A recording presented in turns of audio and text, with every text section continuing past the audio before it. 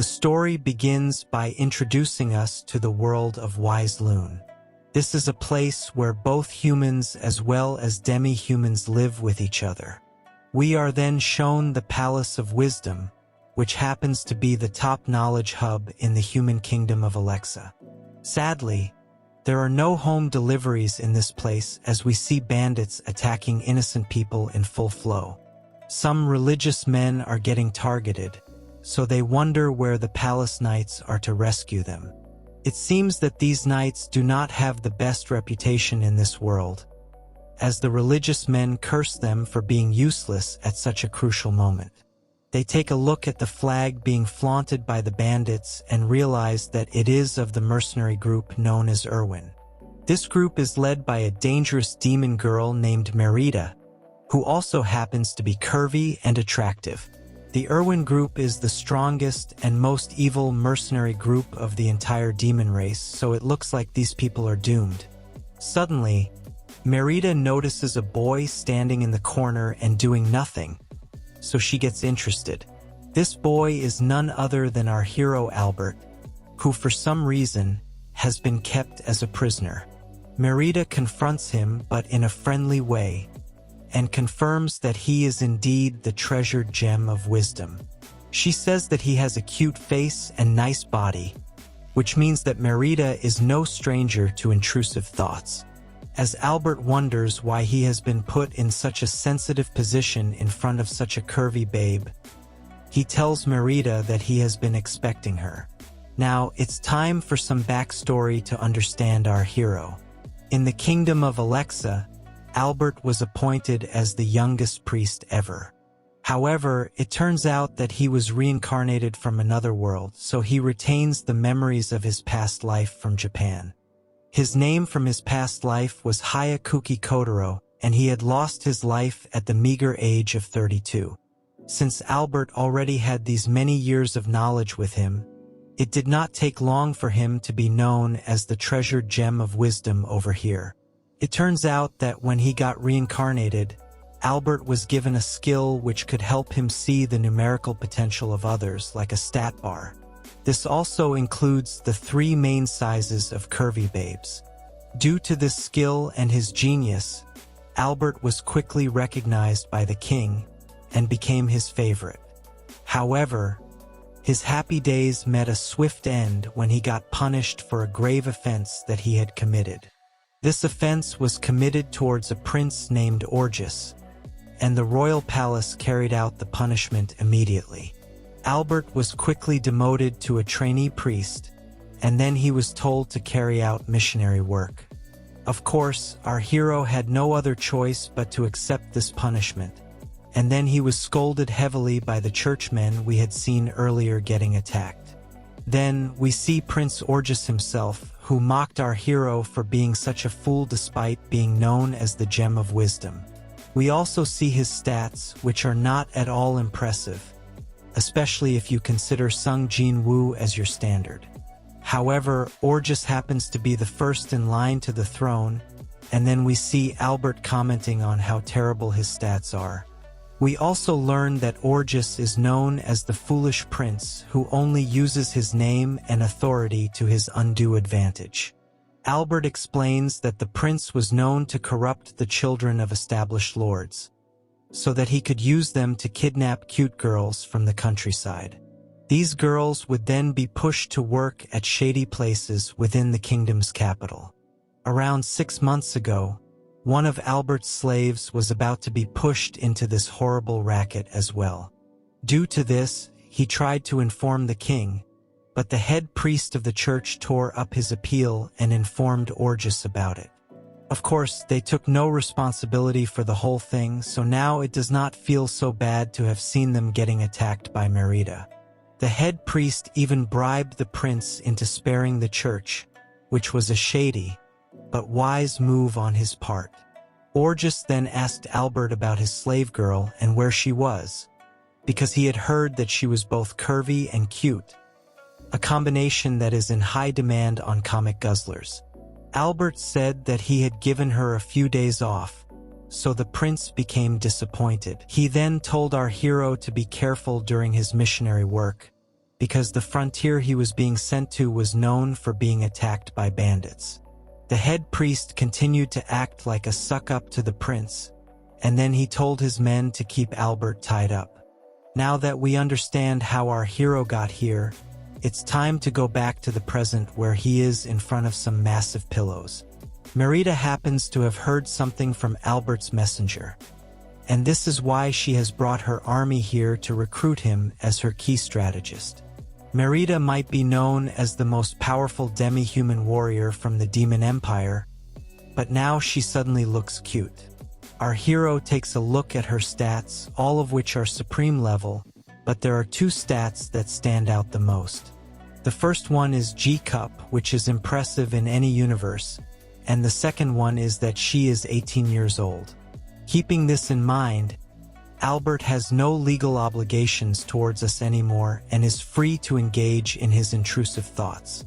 Of course, there are some weaknesses in her stats, such as intelligence and domestic affairs, but that is exactly where Albert will come in to help her. Marita wants to know what our hero is staring at, but he simply acts as if he is being taken as a prisoner. That shady face isn't fooling anyone though, so he explains to the demon girl that if she kidnaps him in front of everyone here, it means that he can leave freely without having to tie up any loose ends. Marita understands his strategy, so she picks up and prepares to leave, as she does not wish to engage with the human army right now. Albert continues to act as if he is being kidnapped, and then everyone escapes from the frontier. Now, we move to the mercenary group's base of operations where Albert is settling in. A girl calls out to him, and we learn that it is his slave girl, Alicia. She is wearing a rather outstanding maid outfit, so our hero asks her why she is dressed this way. She says that it is a way to keep him safe, and then we learn that she is the one who managed to arrange for Albert's escape by acting as his messenger for Marita. The maid girl thanks her lord for saving her life, because if he had not sent her away, then she would have been kidnapped into the massive racket that Prince Oris is running. Her stats are also amazing as she possesses the powers of H-Cup, which is even better than Marita. The demon girl shows up and asks Albert if Alicia is looking good in a maid outfit, so it means she was the one who wanted to see Alicia this way. It looks like both Albert and Marita have the same tastes when it comes to women and their costumes, so they will most definitely get along well. Marita wants to get a bit too comfortable with Alicia, so Albert tells her to calm down as the maid girl is his confidant. The demon girl then says that our hero has no need to worry as she has not tried out Alicia just yet. This means that Marita is interested in cute girls and curvy babes, just like most men of culture. She then moves towards Albert and says that she would not mind trying him either, which means that she likes playing for both teams. She proceeds to throw him into the bed, and he gets a bit worried, although most men would jump into the bed themselves. Now, the demon girl says that she had originally intended to just use Albert for his wisdom, but she also likes the way he looks. On top of that, he also has a calm demeanor which makes him very mature for his age. The most important thing for Marita, though, is that Albert smells amazing, which is more than enough to awaken her inner beast. Alicia agrees with this sentiment, so it looks like Albert is going to experience the heaven that most men dream of. Marita proceeds to say that she deserves to sample Albert, and there will be no objections allowed. She also invites Alicia to join them, and she agrees instantly. Albert makes a face, so Marita asks him if he does not want this. Of course, he has probably been wanting this from the moment he was born, but he wants to know if Alicia is fine with it. The maid girl says that she wants to devote everything to her lord, so it is finally decided. And she is shocked that someone as young as Albert is so good when it comes to the... He tells her that he is a priest after all, and has knowledge about everything. There's also the fact that he has the knowledge he gained from his previous life as well. Marita does not agree with this, as she was thoroughly violated, so now she wants to return the favor in round 2. Albert will not give in so easily, which is why he says he needs some answers first. He confirms that Marita kidnapped him because she needed him for the Alancia Empire, and then asks why she was banished to the enemy country of Alexa. It turns out that Marita had almost ended the fiancé who was recommended to her by the Demon King. Albert is shocked to learn this, but Marita states that she did not like the way her fiancé looked, so she could not help her violent tendencies. Basically, he tried to touch her and she punched him really hard as a reflex action, which was more than enough to knock him out. Due to this, the head of the Irwin family, Marita's uncle, got angry and banished her to Alexa. Albert is still trying to wrap his head around this, but Marita flexes that the Demon King and she were like real siblings as they were brought up together. He might have tried to arrange her marriage with noble intentions, but he did not know her preferences, which led to this situation. This is enough information for our hero as he now knows that Marita has a special connection with the Demon King, which means that the Irwin group is indeed as strong as the rumors suggested. This is enough for him to proceed with his initial plan. He goes on to ask Marita if she knows any trusted imperial noble who can mediate with the Demon King. She says that her sister's husband is a margrave called Stefan, but she is not sure what plan Albert has in mind. He goes on to whisper his plan into the demon girl's ears, and this is more than enough to convince her that he is on the right track. She calls it a wonderful plan and wishes to start the preparations immediately. In order to do that, Albert will need to write a letter, but there is something else on Marita's mind. He asks her what the issue is, and she says that she has decided something very important. Since she likes him so much, Marita wants our hero to support her as her husband, which is a pretty big step after just one session of shady activities. Albert is not too sure about this, because being the demon warrior's husband would be a bold step. However, Marita thinks that they are a perfect match for each other. She does have one condition though, which is that she wishes to have as many mistresses as she desires. This is a bit of a shock to our hero, because he was definitely not expecting such a request. Marita can't stop her intrusive thoughts when it comes to cute girls, so she needs to be with them whenever she wishes to. As far as men are concerned, she only needs Albert since he knows how to ring her bell in more ways than one. Basically, Marita is the female equivalent of a man of culture, as she cannot control herself around beautiful women. If this isn't good enough for him, then Marita also says that they can share these women with each other. This is probably the most generous thing any wife can offer her husband, so Albert asks her if she is sure about this. Marita says that she would never lie about such things, and they will only get freaky if these other girls are fine with it. Now, Albert has to show us that he's a serious hero, so he thinks about the benefits of this deal apart from the very obvious ones. As Marita's husband, he will be able to command a lot more authority as compared to being her subordinate, so that's also a bonus. If he can help the demon warrior girl return to her empire, then his grand plan will definitely be achieved. And yes, he finally admits that he adores Marita, and with all the access he'll get to curvy babes after their marriage, only a fool would say no.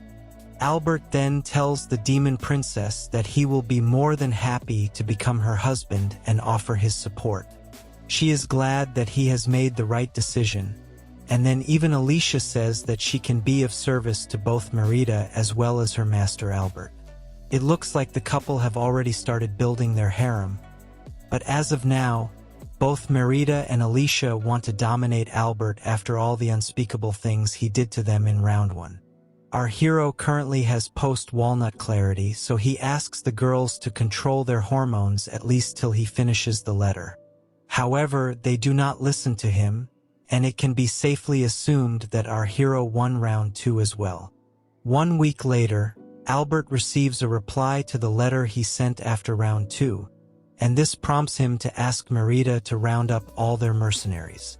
The preparations are complete, and our hero is raring to go now. We can see that the mercenaries are a rough bunch, so it is to be seen whether Albert can handle them or not.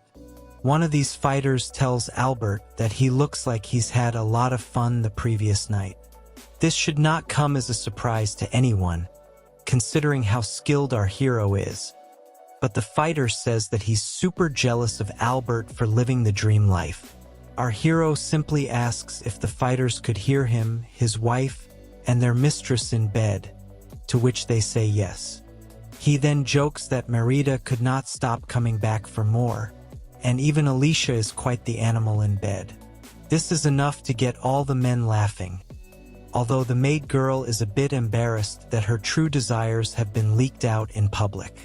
The mercenaries say that their Lord Albert is the only man who has been able to tame the demon princess, and they respect him for that, which means he has them under control.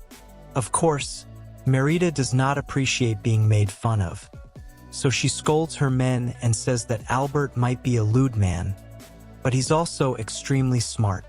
They apologize to her, but state that it's really hard for them to imagine someone like Marita to have fallen so hard for a human. Albert is just glad that these men don't hate him, and then he tells us that the bonds these mercenaries share is quite unique, probably due to Marita's charm. We see the demon princess knocking down a couple of her fighters out of shyness, but it's time to get down to business. The mercenaries ask if they will actually be able to return to Alancia if this plan works out, to which our hero shows proof of his concept. It's an approval by none other than the Demon King himself, which he was able to get thanks to Stefan mediating for him. Basically, they will need to take both the heads and territories of the 3 border lords on the side of Alexa.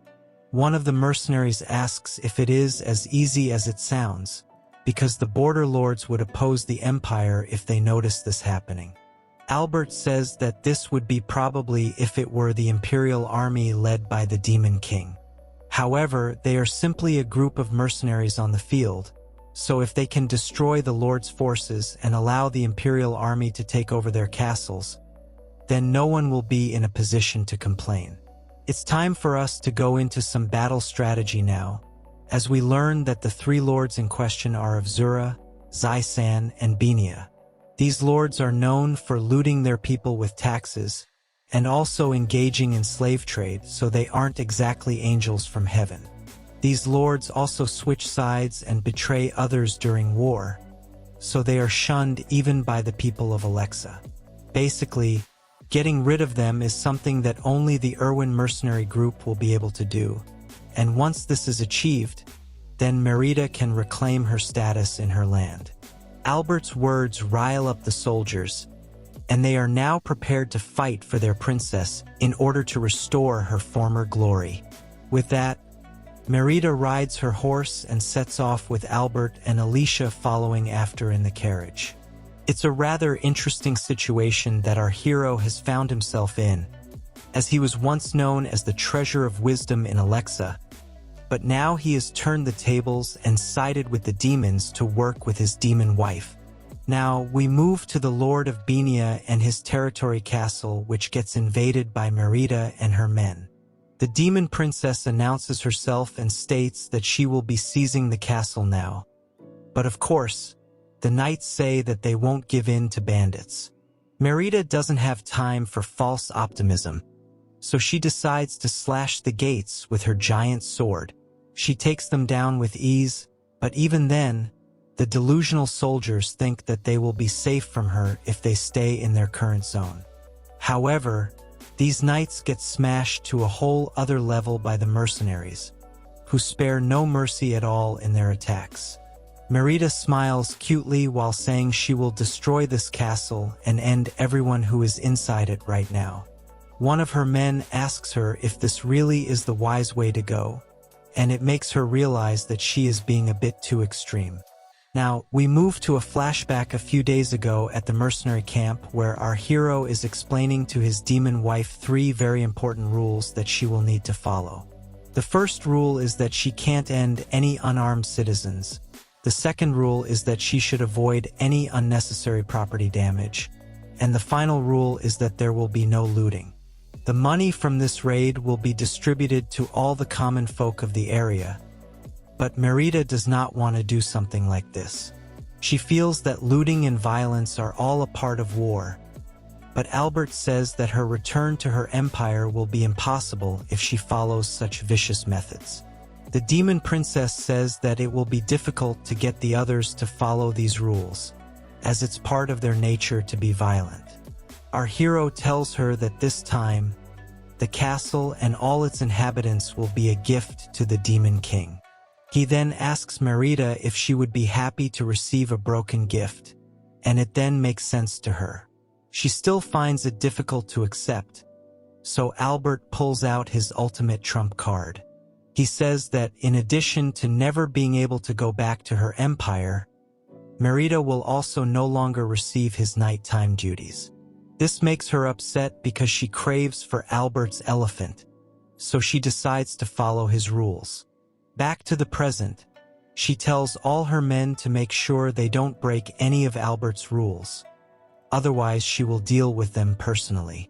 The men do as their princess says, and they continue their assault in full flow. A lot of the knights drop their weapons and surrender, so Marita decides to spare their lives for now. Of course, if there is anyone who tries to resist, then there is only one option, which is to chop them down.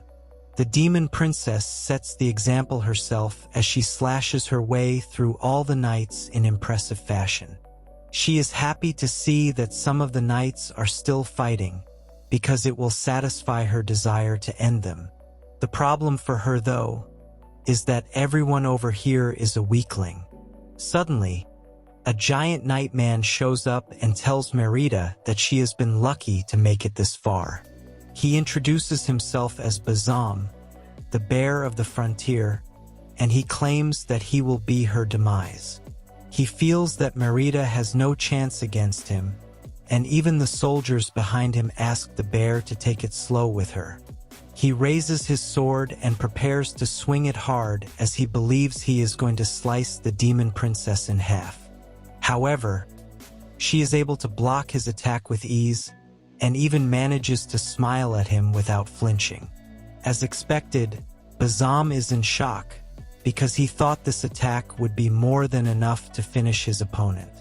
She then proceeds to slash through his axe and then through his body. Bazam begs for mercy towards the end, but it is of no use as she slashes him into half with minimum effort. Marita laments that this bear was not even good enough to be considered a warm-up, and this display is good enough to get all the remaining knights to surrender. With that, the conquering of this castle is almost complete as the ones who have surrendered their weapons have been rounded up in the square. The only people left are the Lord and his family, who are barricaded inside the manor. Marita reaches the scene where we see the Lord getting served by his slaves. She breaks down the door abruptly to shock everyone, and the Lord asks who she is. Marita states that she will be seizing his castle from him, and her sword makes him panic like a little baby. He begs for mercy and even holds on to Marita's leg like a dog in heat. However, the demon princess does not like filth on her curvy body, so she kicks the Lord away in an instant. She says that she can't control her natural instinct to kick a fat, bald man and states that she will be taking his head now. The Lord gets furious and says that even if he has lost his castle, the forces at Zai-san and Zura will surely come for revenge. Marita simply smiles at his claims and says that she doubts such a thing would happen, especially because those castles have also fallen. She says that her darling husband is so good at strategy that he has already started the cleanup, and he will be here soon. Just as she says this, our hero shows up to confirm that the other castles have indeed fallen.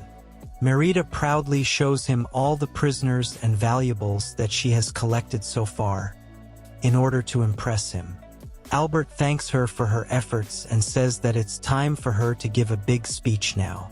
She does not want to do it as she is shy, but her husband reminds her that it is necessary for the restoration of her reputation. She puts on a big, fake smile, and then she addresses the citizens of Benia. She says that they have finally been freed of the Lord who exploited them for so long, and it is all because of the Irwin mercenary group. She adds that all the wealth accumulated from this raid will be distributed amongst the common folk, as it is the wish of the Demon King. She then says that this area will now be governed by the Imperial Army, which means that it will be handled justly and without bias. Albert prompts everyone to cheer for the Demon King, which they do in unison. As everyone applauds Marita, the real mastermind of the plan, Albert comments on how he was able to turn so many people into Imperial loyalists without any cost to the Empire.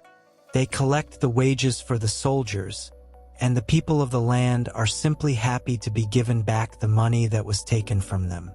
Now that the funds for governing the town are ready, our hero comments on how convenient the Irwin group has turned out to be for him, especially his demon wife, who is essentially like a cheat code with all the skills she has been blessed with.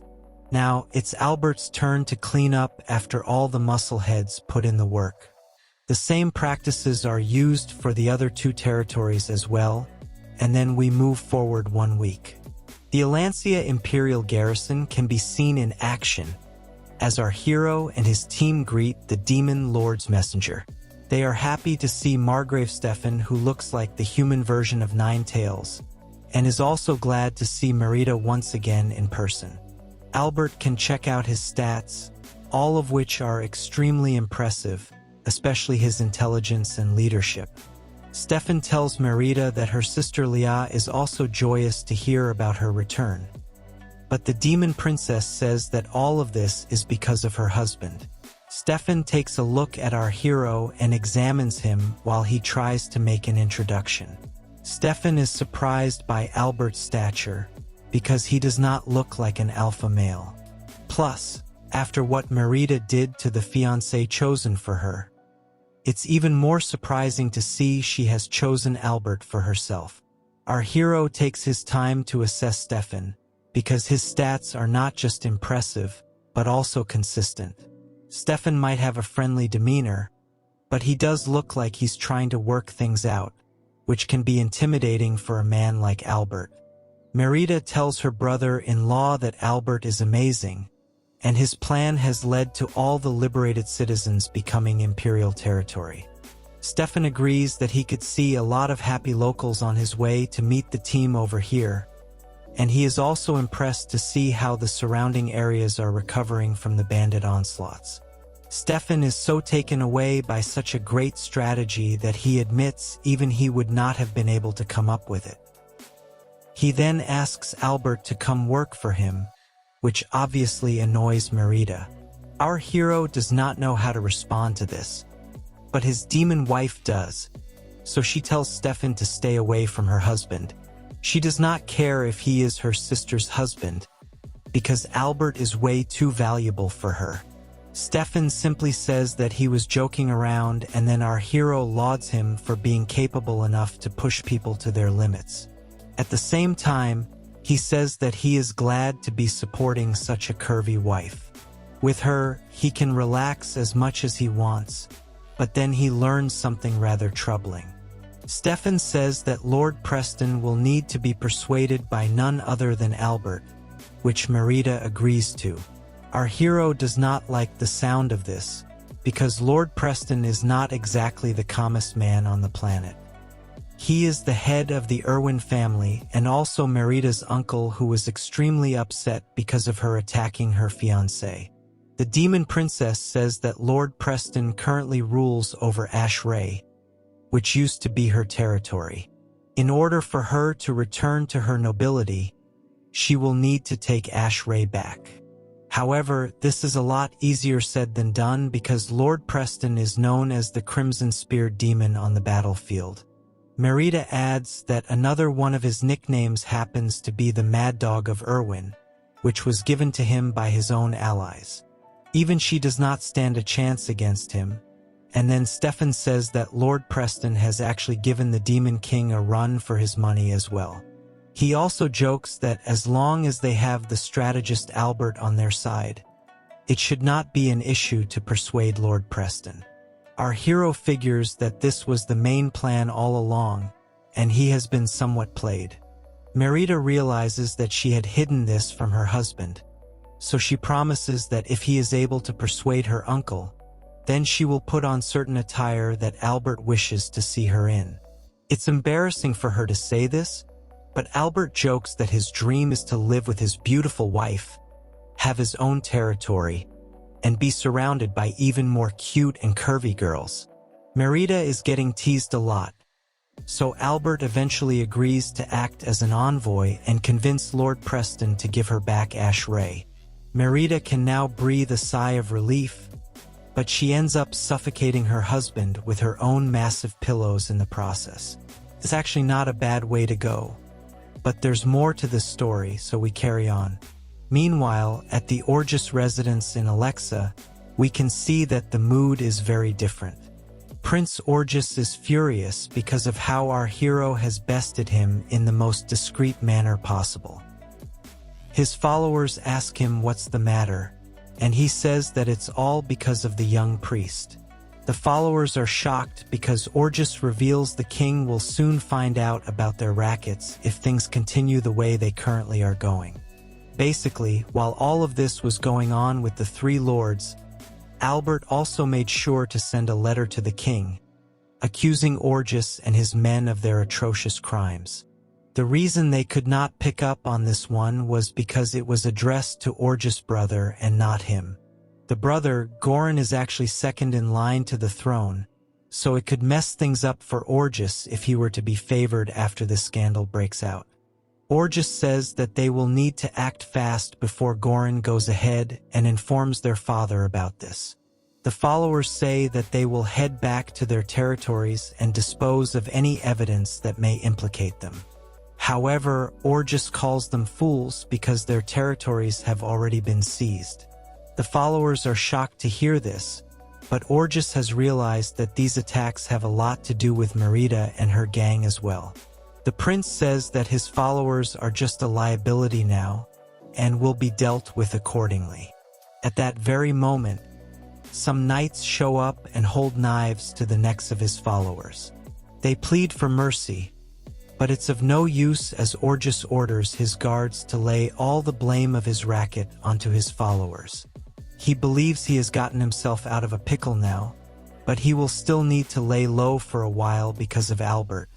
He then decides to put a bounty on Albert, and he promises not to leave our hero alive.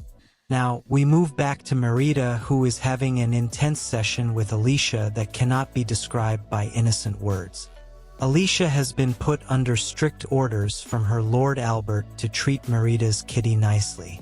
She then looks Marita in the eye and asks her not to forget her favorite maid girl while she's away. For now, she will continue to treat Marita's kitty to the best of her ability. Meanwhile, Albert has found his way into Lord Preston's castle, and he bows down to greet him. Preston refers to our hero as the child who claims to be the husband of that foolish girl. Preston then tells Albert that he not only managed to deceive the demon princess into becoming his wife, he also snuck her back into the Empire and now wishes to relieve the Crimson Spear demon of his duties. Albert confirms all of this, but states that he also has something which he would like to discuss with his demon wife's uncle. Our hero tries to stand up, but it's of no use as Preston tells him to stay where he is, and even proceeds to threaten him with his spear. He was so fast that Albert couldn't even see him moving, which is why he needs to be careful moving forward. Our hero then says that if Preston allows him to assume command, then he will raise the Irwin family to the highest level of nobility. Of course, Preston thinks that these are just fancy words, and he does not trust such a skinny human to accomplish anything. Albert instantly responds by saying he will be able to curb Marita's wild streak. Next, he will also take care of all the domestic, foreign, and intelligence affairs of the territory. Basically, this will free Preston from the troubles of running an empire all by himself. If Albert were to assume control, then both Lord Preston and Marita will be able to keep their focus firmly on the battlefield and nowhere else. Our hero wishes to turn them into the greatest generals this world has ever known, and this makes Preston pause for a moment. He eventually grins and says that he would not expect anything less from the man who was able to tame Marita. It's exactly what he needs as well, because he is sick and tired of having to do managerial work. Being a lord does not suit him at all, and he is much better off fighting the enemy. Lord Preston ends the chat by saying if Albert is able to keep Marita in check, then he will be more than happy to surrender his spot to him. Albert says he can stake his life on it, and now the men can shift to a more casual tone of conversation. Preston asks our hero what he thinks of his crazy demon wife because she is a selfish girl in general. However, she has a lot of potential, and Preston does not want to see it go to waste. Albert needs more context, so he asks if Marita is hated within the Empire, to which Preston says that every single retainer hates her. After all, the demon princess is like a goddess of war, but it's her curvy body that makes all the men go soft on her, but not in a biological way. Since Preston is her uncle, he is the only one who is strict with her, but he hopes this will end now with Albert taking over. Our hero humbly accepts his new challenge, and Lord Preston says it's time to celebrate a new era. He has already sent a very fast horse to go collect Marita, so it won't be long before she gets here. Albert is surprised to hear this, but the party is just getting started. A little while later, we can see our hero dining with his wife while all the other royal subjects are also enjoying a feast.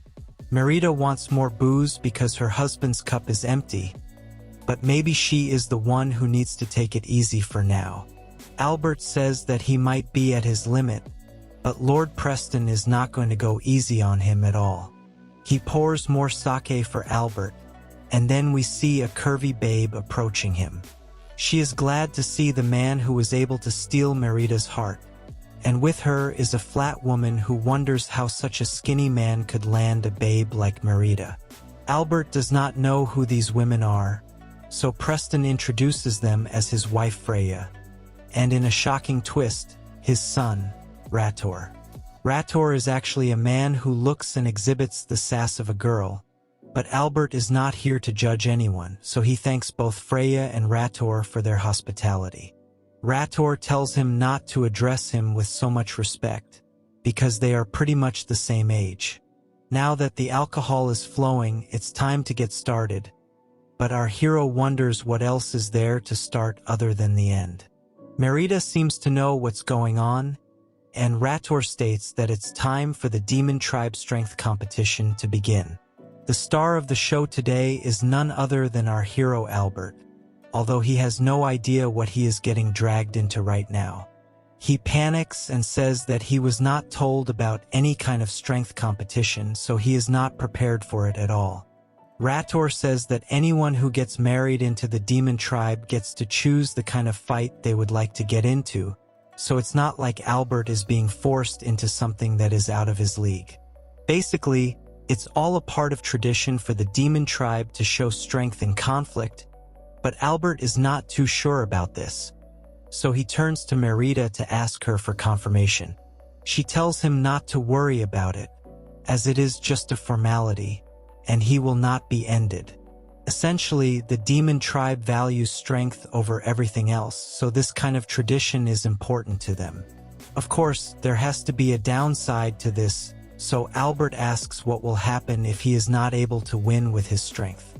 Marita states that it means nobody will ever listen to him, and while she says it casually, the overall impact is actually quite serious for our hero. As a military strategist, this could be the difference between life and death for him, but the demon princess smiles away and says that she already knows how amazing her husband is. She says that even if Albert were to lose, she will find a way to convince everyone of how great he is. This is not at all reassuring for our hero, but Rator does not have all day to waste over here. He wants Albert to choose his preferred type of battle right now, so he decides to use his big brain energy. After confirming that he can choose literally any kind of battle format, Albert comes up with a fight that he will be sure to win, no matter what may happen. We then see a sheet of paper being presented to the participants, but Rator has no idea what's going on. Alicia the maid is serving the papers to everyone because Albert is engaging in a writing contest with Rator. The feminine son has his doubts, but Albert states once again that he could choose whatever format he desired.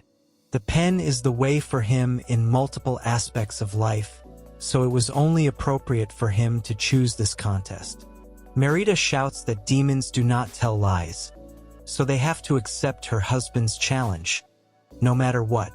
However, she wants to know why she is also being made to be part of this, but then she gets taunted for being a quitter. This spurs her on, and she tells Lord Preston that there is no way the demons will shy away from a writing contest. We can see even Preston having difficulties, but he is not the type to turn away from a challenge, so he does what he can. Rator, on the other hand, is holding pens as if they are chopsticks, and can't understand why his hands are trembling. Alicia does her thing in her maid outfit to win all our hearts, and she also flashes the sign with the topic for everyone to write on. All the demons face a really uphill challenge as they are not able to command the pen the same way as they command a sword. This is quite strange because normally the demon tribe is excellent when it comes to drawing out maps and other such items. However, when they get presented with something out of the norm, it's almost as if they have been asked to do the impossible. Alicia turns the contest into a reality show as she announces the updates one after the other, while the remaining demons watch on in anticipation. It looks like Albert has taken the lead, and he is completing his tasks with ease, whereas his competition is dropping out of the race. Marita can't take this anymore, and she apologizes to Albert for making him deal with Lord Preston. It's become so tough for her that she feels as if the walls are closing in on her. Even the great Lord Preston himself is admitting defeat as he feels like he is losing his sense of vision. By the end of it all, we see the demons fallen on the ground having quite evidently lost, while Albert emerges as the unanimous victor. After claiming such a generous victory, Albert decided to win over the entire demon tribe by writing quotes for them. He ends up providing a ridiculous amount of 700 quotes all within an hour. It's great to see our hero dominating demons with the power of his mind, and later, we see Rator scolding his dad for being a useless old man. Preston is not going to just stand there and take the insults, so he fires one back at his son. As they continue to fight, they hear someone coming in, and they ask what's the matter. It's just Albert, who looks like even he is enjoying the high spirits.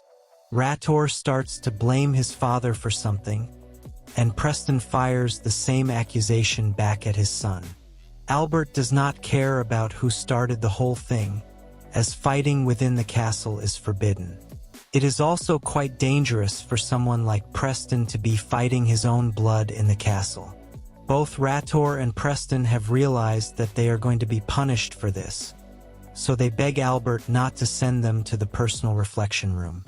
Basically, this room was made as part of the several rules and regulations Albert had come up with to rule his new empire. Anyone who broke the rules, such as fighting within the castle, would be sent to this room, no matter who they were. The personal reflection room has no windows, and the people sent there need to sit upright and write the words, "I will act thoughtfully." This is actually no big deal for a normal human, but when it came to the demons, they feared this greatly. Now, both father and son continue to ask for mercy, so our hero tells Preston to repair the wall, and Rator to go and help tend to the farm. Both the demon men listen to him like loyal puppies, and it pleases Albert as he has made this tribe succumb to his rules, even though they are known for their strength. The next thing on Albert's wish list is the territory management plan.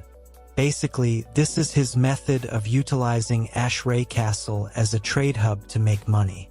Not only do merchants pass by this castle a lot, there is an extremely fertile grain land up north as well.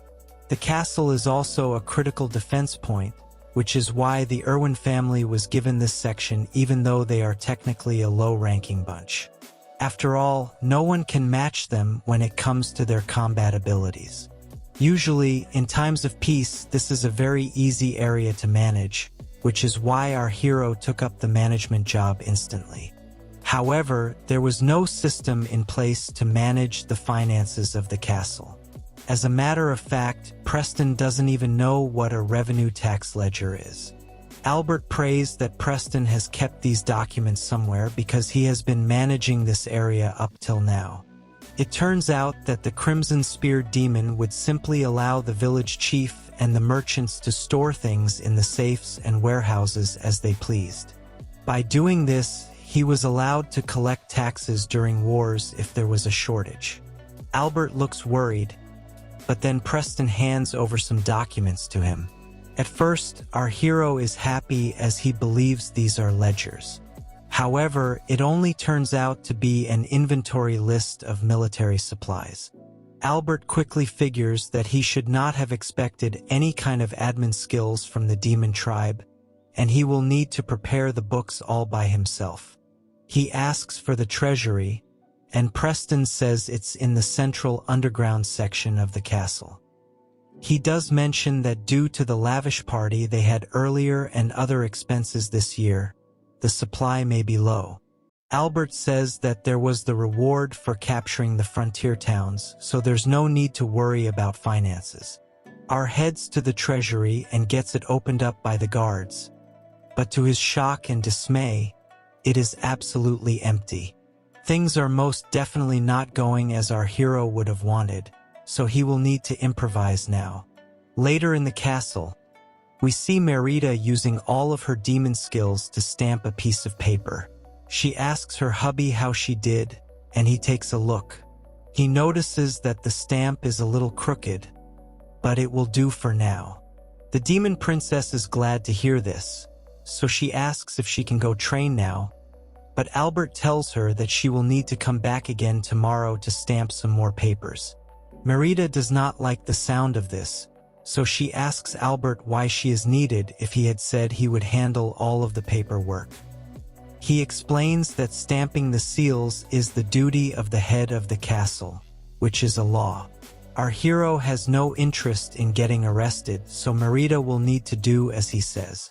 There are mountains of sheets to go through, and talk about all of this only makes the demon princess a lot more anxious.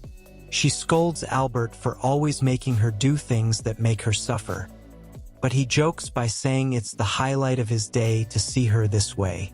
Marita also teases him a bit before leaving the room to go for training. Our hero tells his demon wife to be home before dinner, and then Alicia comes in to serve some tea. The maid girl comments that her mistress Marita has a very alluring face, and Albert knows exactly what she means by this.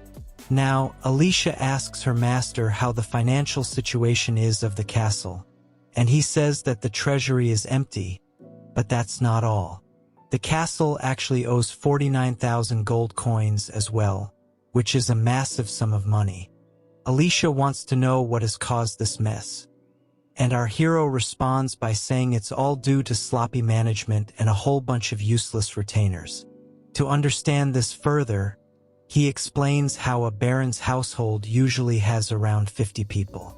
In the case of the Irwin household, there is a ridiculous number of 200 people. Nearly all of these people are military staff who are paid anywhere between 3 gold coins to 15 gold coins per month, based on their position. The problem is that most of these people are actually needed to protect the locations near the castle. This territory was given to them in order to maintain proximity, but it's still a huge financial hole. Luckily, they now have 5,000 gold coins from their earlier frontier mission, so there is some cash in the castle. Albert knows that he will have to run a tight ship when it comes to managing the financial affairs of this land. However, this is going to be so exhausting that he might just collapse from all the work he will need to put in. Alicia feels bad for her master and wishes that she could be of more use to him, but he says that she is already doing a fine job in forming an information network. After getting done with some paperwork, our hero visits the castle's food warehouse and is shocked to see the amount of food on display. The warehouse manager says that they have such a strong supply because there have not been any wars recently. It is due to this excess supply that some of the food items have already started to spoil, which means that something will need to be done immediately to avoid wastage. Albert asks this man if he is the only one managing this warehouse, and he says that he has been entrusted with this supply by the various village chiefs. The demon tribe only uses this stock in times of need, but there has to be a better way to use it.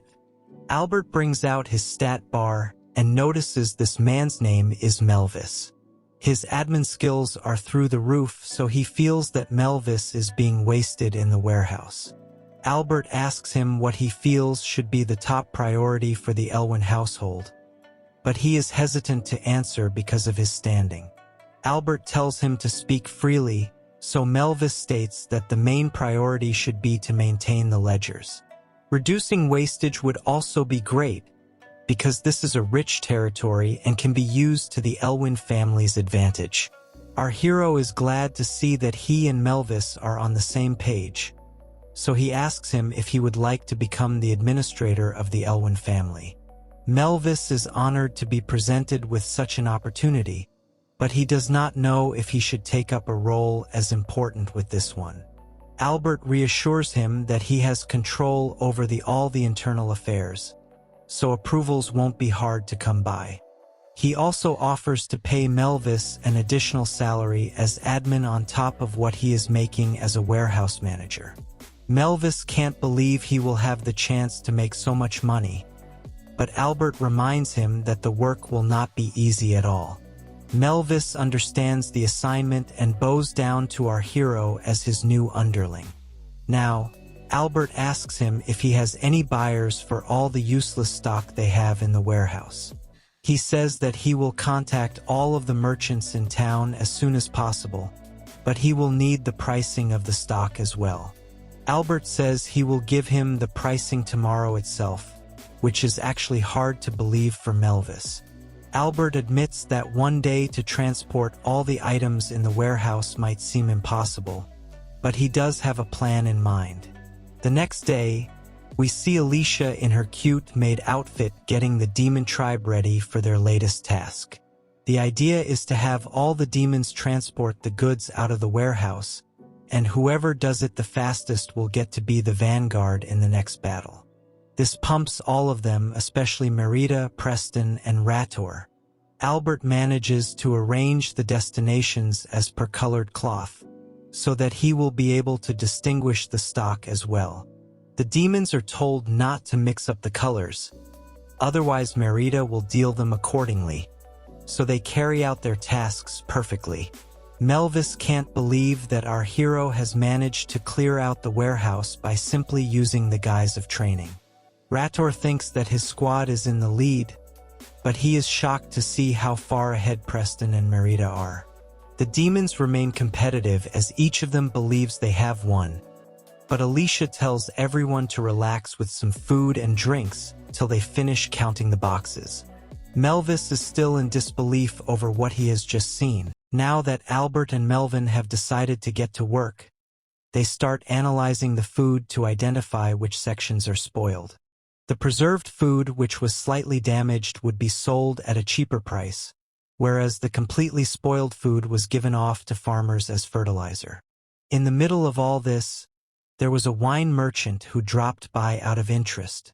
His name is Fran, and he happens to be 45 years old, but his standing was strong, which was why our hero decided to give him a discount. This allowed Fran to establish a good relationship with Albert, and since Fran's company was nicknamed the convenience store of the battlefield, it made sense to have him as a buddy. Eventually, the Empire manages to sell 3,000 gold coins worth of food and drinks. Melvin coming to the fore has also helped with sorting out the accounts with additional staff.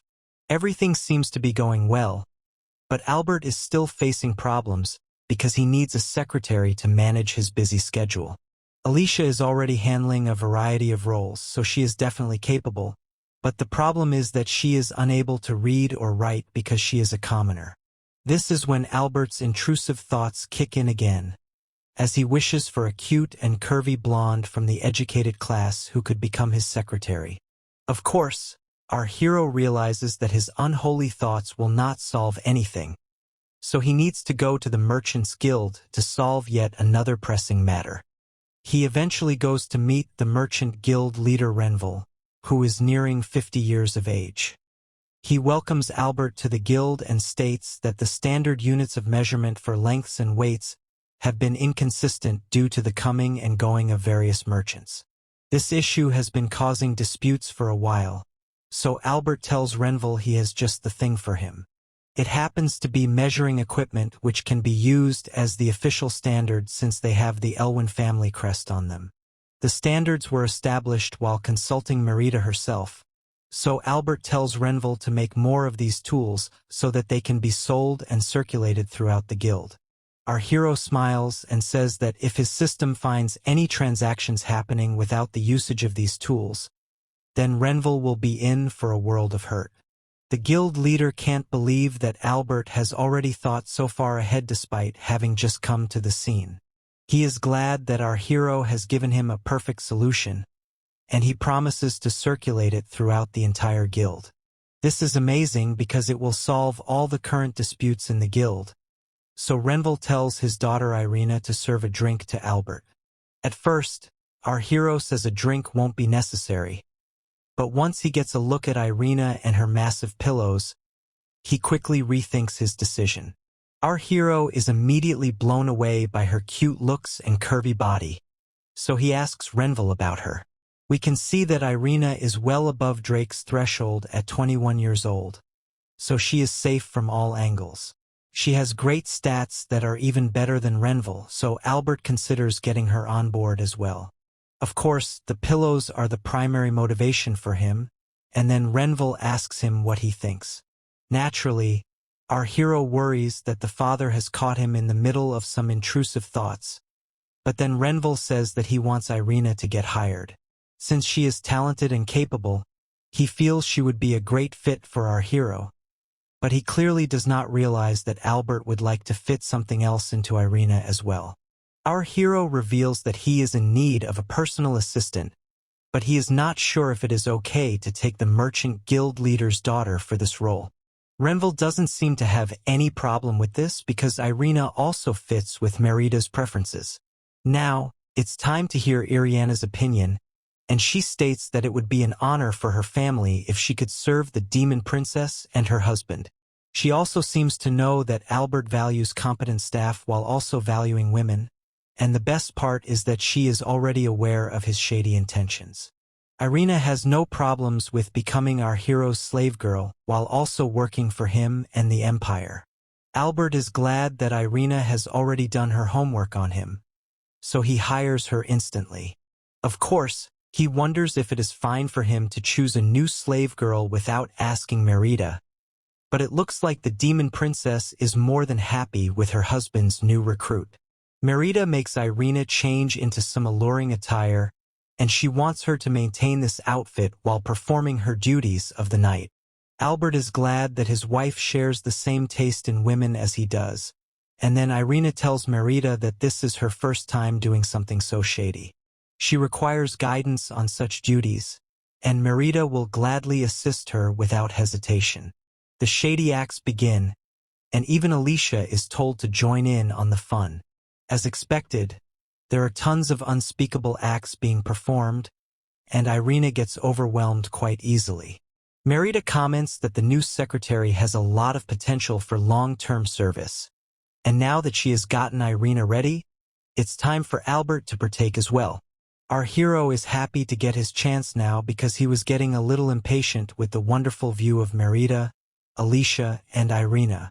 The girls get together to guide Irina through this, and what follows is easily amongst the top 5 shady acts on Comic Guzzlers. After multiple explosions and waterfalls, we move to the next day where decency returns to our vision. Irina is seen giving some papers to Albert which he had requested, and he is happy to see her being diligent with her job. Irina's uniform also seems to be on point, and Marita comments on how attractive she finds it. Albert reminds his wife that Irina is his secretary during the day, so she will need to behave herself for now, otherwise no work will ever get done. The demon princess heads off to train and says that she is looking forward to another evening of debauchery and hedonism. Now, our hero notes that all the measuring instruments seem to be in order, because the Castletown's businesses have already started using them. Of course, since everyone here respects the demon tribe, there is no scope for confusion or rebellion. The Elwyn family seal does seem to command respect, and with Renville also keeping a close tab on the transactions, Albert wonders if he can use this system to solve the tax problems of the nation. After all, the locals have not been too good with collecting taxes, although people do pay them when they are asked for it. Of course, this only allows the rich to pile up their own wealth, and in turn, this made the village chiefs quite popular and powerful.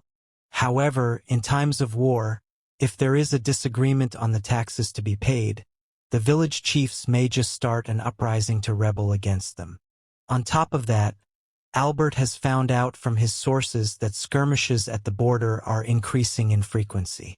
This may lead to a war between the Alexa Kingdom and Lord Stefan's territory soon. Keeping this in mind, Albert would like to stabilize the internal affairs as soon as possible. That's when he realizes he can use the carrot and stick method, and in this case, he can use the biggest stick available. Now, our hero visits the Northern Territory's village chief and has a word with him about the newly established measuring equipment. The village chief says that while he and his people have abandoned the previous tax rules, for them to suddenly adapt to these new tools is a bit difficult. Albert says that he too serves the same demon tribe, so he can understand the difficulties of implementing such a system. He then says that he and Marita have decided to overlook certain crimes the village chief was engaging in before, so that they can have him accommodate to the new rules. The chief is shocked to see how our hero was able to identify the bribes he was collecting during the wartime, but Albert tells him he understands such things were necessary to prevent famine and other disasters.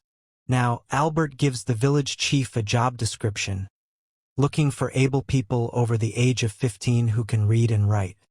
He then says that he will give preference to the sons and daughters of the chief, so that he can gain more staff members who won't dare to rebel against him. The village chief comments that our hero is indeed very thorough, and all the rumors he had heard of how Albert was able to tame the demon princess were indeed true. At the same time, he believes that he will be able to deceive Albert because he is still just a young boy. Of course, our hero knows exactly what kind of person the chief is, so he tells him that there is one major problem. He was able to get Marita to agree to his terms, but he could not calm down someone else. At this very moment, an angry Preston storms into the house and breaks open the door with rage. He looks at the chief and angrily states that he was deceiving him this whole time. Naturally, this is not a reassuring sight to the chief, and Albert enjoys the moment, even telling Preston that he had asked him to wait in the carriage. Now, Preston looks at the chief with an evil smile and says that he knows this village always brings a good harvest. Due to this, he has come here for a random tax collection. He then tells the chief that he should not have a problem with this at all, and if he does, then they can talk it out like men. Nobody in their right mind is going to oppose Preston, so the chief gets down to his duties right away. Preston reminds the chief that he has the tendency to break the necks of people who deceive him, and this puts the fear of God into the deceitful oldie. Preston doesn't want to stop here, so he continues to taunt the village chief, but then Albert tells him to take it easy and leave things as they are. The chief hides behind Albert and wonders why this is happening to him if he was told his past crimes have been excused. That's when our hero tells him that he and Marita have overlooked them, but not Preston because he hates liars and cheaters. The village chief asks what he should do now, so Albert takes this chance to ask him for his entire ledger. This makes the chief panic even more, so our hero taunts him by asking if he even has one.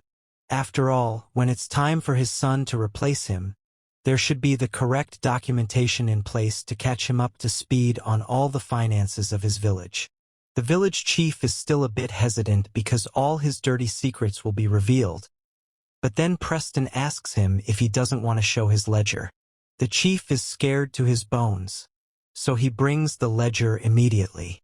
This routine continues for the other chiefs as well, and it only takes a week for Albert to have gained the ledgers of all the villages in his empire. Irina is not surprised at all that her master lover was able to get the job done, but our hero simply says that he asked the chiefs nicely, and they handed everything over. Of course, Irina knows that Preston was utilized for the tough ones, but Albert states that he also granted the chiefs immunity from inheritance tax if they complied without delay. Now, the chiefs actually need to work for their living, and if there is any hatred from the public, it will be directed towards them. Irina also realizes that hiring the chief's kids makes them like hostages, and Albert is pleased that his secretary is quick to grasp these things. Our hero knows that there is no chance for an internal uprising because of the famous battle skills of the Elwyn family, but preventive measures also need to be taken. It looks like Albert has everything sorted out, but he clearly seems to have much bigger plans moving forward. What is his end goal? Does he want an unlimited harem? Or does he want to surpass the demon lord? Like, share, and subscribe if this is your ideal life and you are ready to leave the world behind for it. I need you to show more love to these videos, otherwise I won't be able to continue covering such